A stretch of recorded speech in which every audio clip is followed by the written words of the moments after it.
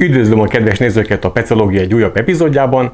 A mai epizód narratíváját utólag vételeztem fel, de semmiképp sem szerettem volna kihagyni, mivel szeretnék minél több részletet bemutatni a kedves érdeklődőknek.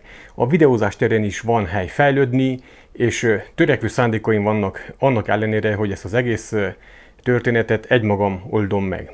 Egy 72 órás pontyozó peca összefoglalója van éppen a tálcán. A peca egyik alaptétje az volt, hogy lássam, sikerül-e megismételni az áprilisi Method peca eredményeit.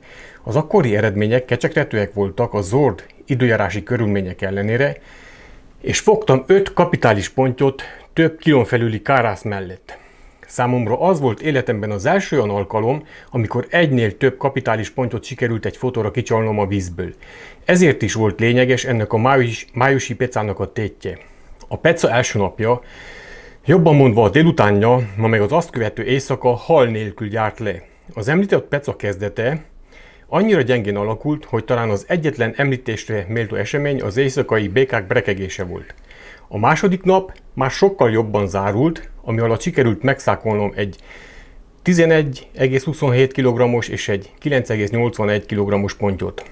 Mindkét hal a Method fiderező horgászbottal lettek kifogva, amin azonnal elmesélem, mit használtam etetőanyag, illetve csaliként.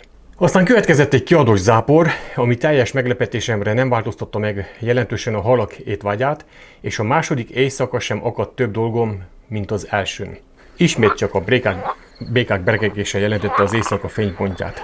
Már kezdtem csüggedni, hogy nem fog sikerülni legalább megismételnem az áprilisi eredményeim, mikor úgy döntöttem, hogy újra bevetem a ragasztott csontit, mint titkos fegyvert. Egy másik B-tervet is elkezdtem alkalmazni, és bevetettem a PVA tasakokat is. Tehát a harmadik nappalom többnyire ütemezett etetéssel, gondolkodással és stratégiaváltoztatással telt. Az utolsó éjszaka és az azt követő utolsó nap a mindent vagy semmit változtatásaimra attól elkezdte adni a halakat. Elsőnek egy kisebb 6,46 kg-os pontyot sikerült megszákolnom az éjszaka alatt, majd reggel folytatódott a történet egy 12,59 kg-os ponttyal. Aztán egy 12,20 kg-os ponty is mérlegelésre került, és hogy legyőzzem az áprilisi eredményeim, így utolsónak még kifogtam egy 17,11 kg-os pontyot, ami májusban még egyéni rekordom volt súlyra.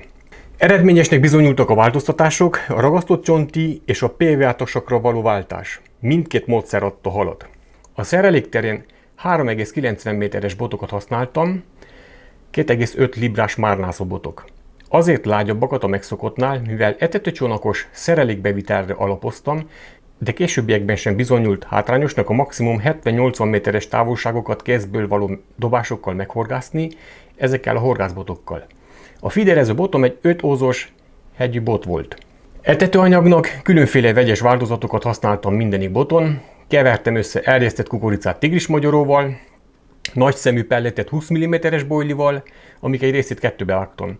Szinte mindenik keverékbe került erjesztett kukorica és vajsavas aromázás is. A ragasztott csontit gabon alapú édes etetőanyaggal sapkáztam az etetőkosarakban. A fiderboton mindvégig vér és máj alapú mikropelletet használtam benzokosarakban.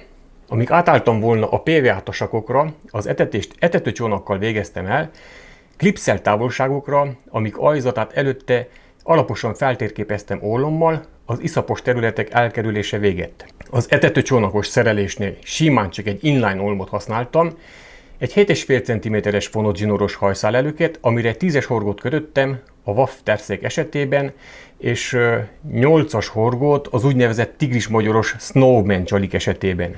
A Snowman egy kettévágott tigrismagyaróból és többnyire egy negyed vajsavas popából állt. A ragasztott csontis szerelék az etetőkosár mellett egy 30 cm-es fluorokarbon előkéből állt, minek vastagsága 30 mm volt, és a horog 10-es méretű kifele hajló füllel.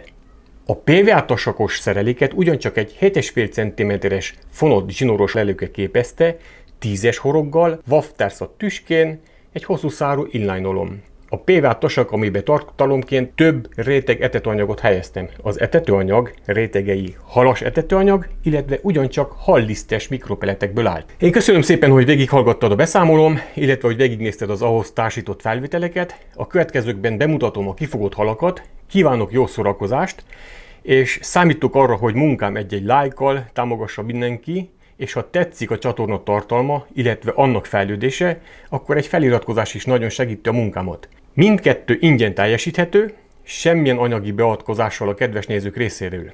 Kívánok további jó szórakozást, és találkozunk mihamarabb. Köszönöm szépen!